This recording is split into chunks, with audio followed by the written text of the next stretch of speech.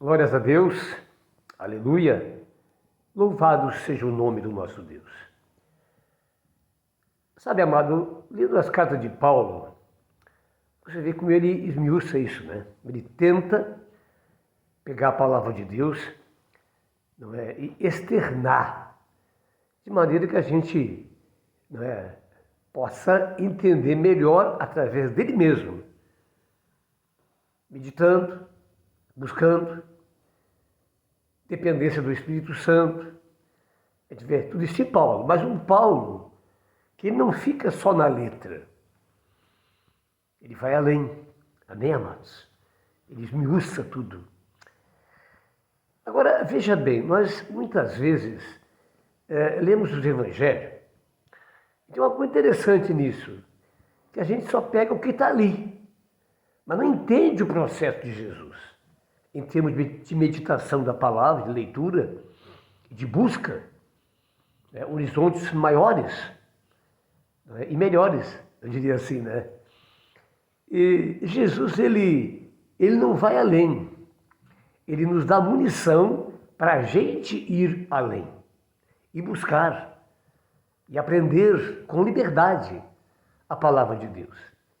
Então você vai ver sempre Jesus, ele agindo desta maneira. Ele nos dá dicas, não é? Ele lança a palavra, mas cabe a nós desenvolvê-la. E é meditando, é lendo, é buscando, é desenvolvendo, claro, sempre na presença do Espírito Santo e na dependência do Espírito Santo, o que nos dá segurança nisto que estamos fazendo. Se o Espírito da verdade, que é o Espírito de Deus, é o próprio Deus interagindo conosco, então podemos sim, podemos buscar horizontes maiores e com segurança, se estamos de fato nele. Amém? Mas, veja bem, Jesus diz, cuidado com o fermento dos fariseus. Ele não vai além. E eles começam a conversar e se perguntando, que negócio é esse? Que eles iam lá da multiplicação dos pães, será que tem alguma coisa a ver com isso? Eles começam a conversar, e é isso que Jesus queria que eles fizessem. Um dizia uma coisa, dizia outra. Não é? Então aí Jesus dá aquele tempo, ele então volta. De que vocês estão aí conversando, e, enfim, debatendo? Ah, isso.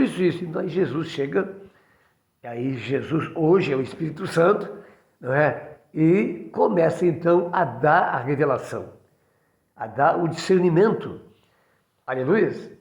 Sabe, não é diferente hoje.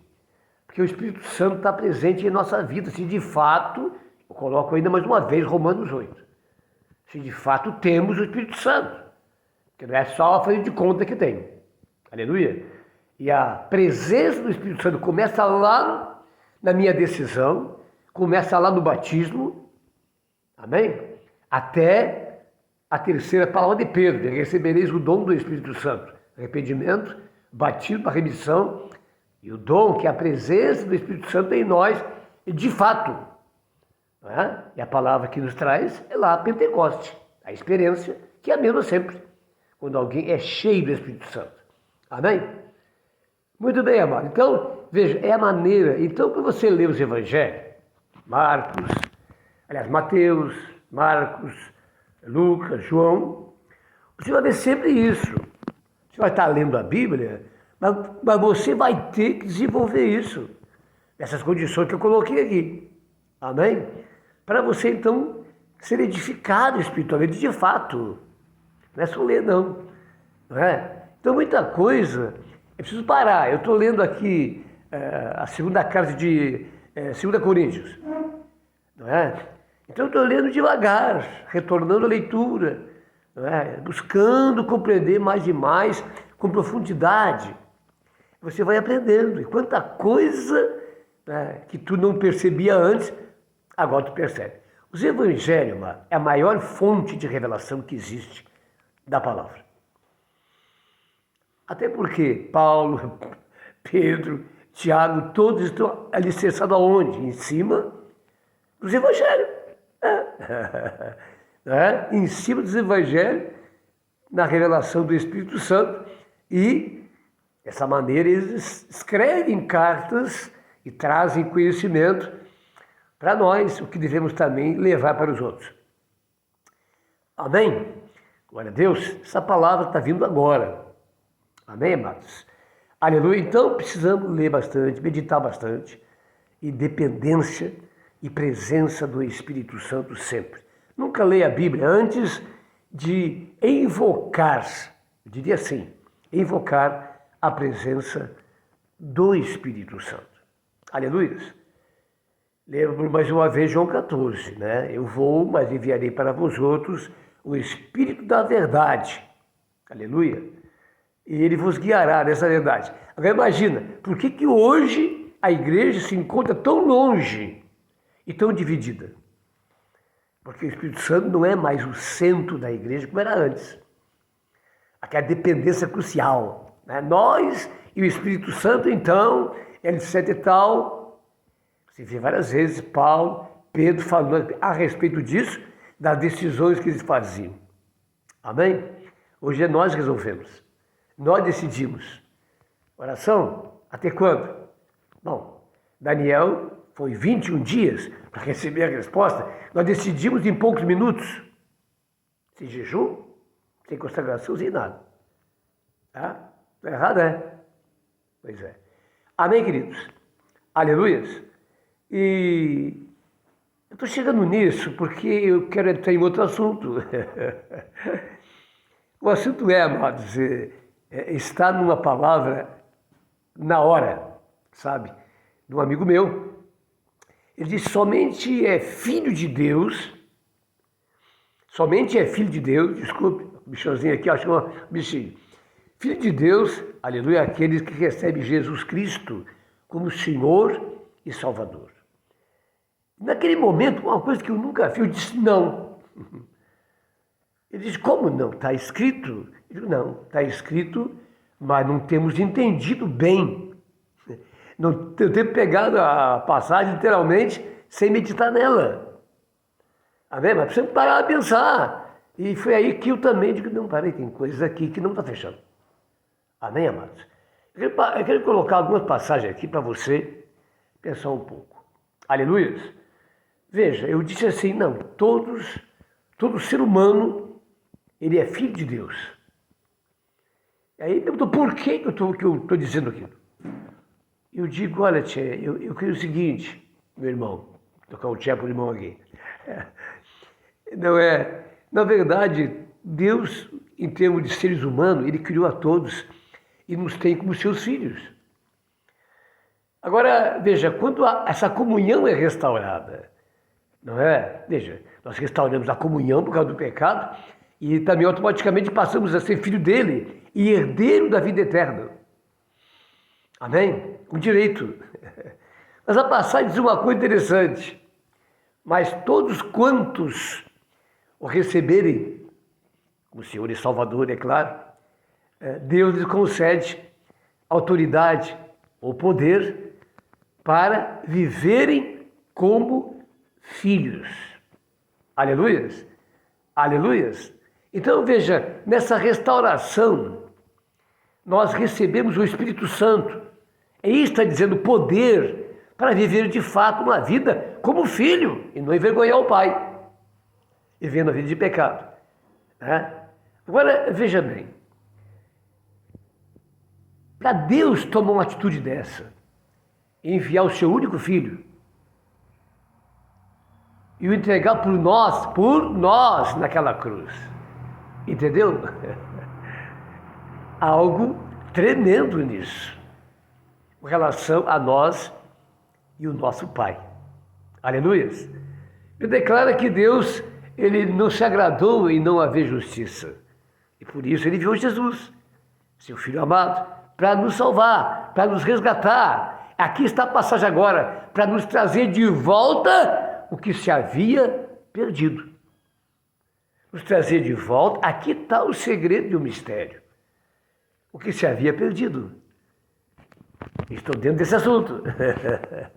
Olha só, que coisa maravilhosa isso. Essa passagem é profunda. Amém? Eu vim para trazer de volta o que se havia perdido. Pense bem sobre isso. Aleluia. Glória a Deus. Quer dizer, é algo que foi perdido.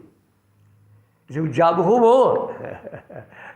Aleluia. O diabo derrubou os filhos de Deus que estavam lá em Adão. Não era para viver do pecado.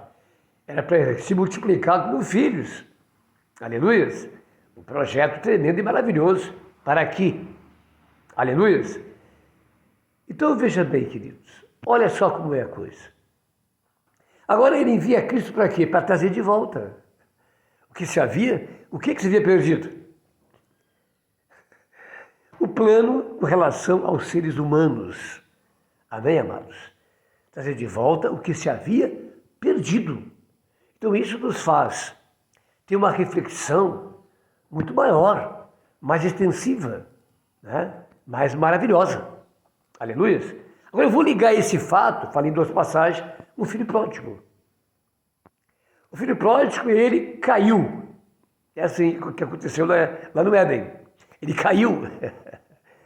Amém? É o exemplo do Éden, mas é outra sessão. Não é? Ele caiu. Agora, quer dizer, ele vai para o mundo, ele faz tudo que é errado e se torna um pecador na sua essência. Alguém separado de Deus. Amém? Vê com a passagem maravilhosa. Quando aquele jovem gasta tudo e ele vem vindo de volta, quando ele se arrepende, no nosso caso também, na verdade, todo aquele que nasce é um filho pródigo. Ah, meu Deus, tudo bem, não vou entrar nesse detalhe. Todo aquele que nasce é um filho pródigo, ele está afastado de Deus. Comunhão rompida, sob condenação, é isso que Deus não aceitou. Então, a grande oportunidade de Cristo, todo aquele que crer em Jesus, meu filho, é salvo. Aleluia. E submeter-se, claro, ao seu senhorio. Não tem como ser diferente. Quando ele vem vindo, e lá longe está o pai então olha e ama ele. E então, aquele jovem já está ali já há muito tempo pensando o que eu digo, o que é que não digo. Peço perdão, não peço perdão, vai aceitar, não vai aceitar. Né? Ele fica naquele drama e para e segue. De repente ele até o pai. E aí ele pensa, agora tem que correr, me ajoelhar, gritar e clamar, né? Mas não, quem corre é o pai. Imagina só a situação, de repente o pai vem correndo. O que ele quer afinal? Depois de tudo que eu fiz, da bobagem, borrada que eu fiz, não é? O que ele quer? O que ele quer? O pai vem, abre os braços e o abraça. Daquele jeito que ele está, sujo, fedorento, pecador. Aleluia. Então o pai disse uma coisa interessante dentro desse assunto. Traga minha roupa, traga meu anel, traga minha sandália. O filho mais velho protestou, e aqui está a resposta. Porque esse meu filho estava perdido e voltou. Aleluia. Porque este meu filho estava perdido e voltou. Façamos uma festa então. Glória a Deus. Digo eu. E aquele pai então fez uma grande festa e matou um novilho cevado. Houve grande alegria naquele lugar. Que se converte a grande alegria no céu. Agora, é essa frase que eu quero que você, ligando lá João 1,12, né, nessa revelação. Este meu filho estava perdido e voltou. Amém? Ele o chama de meu filho em todo o tempo. Glória a Deus, este meu filho estava perdido. Então, lá, quando ele estava na perdição, era filho dele. Mas ele retornou. Recebeu o anel, recebeu a capa, recebeu a sandália, né? E foi recebido como filho, herdeiro agora. Aleluias! Deus te abençoe com essa palavra. Até lá, fique na paz.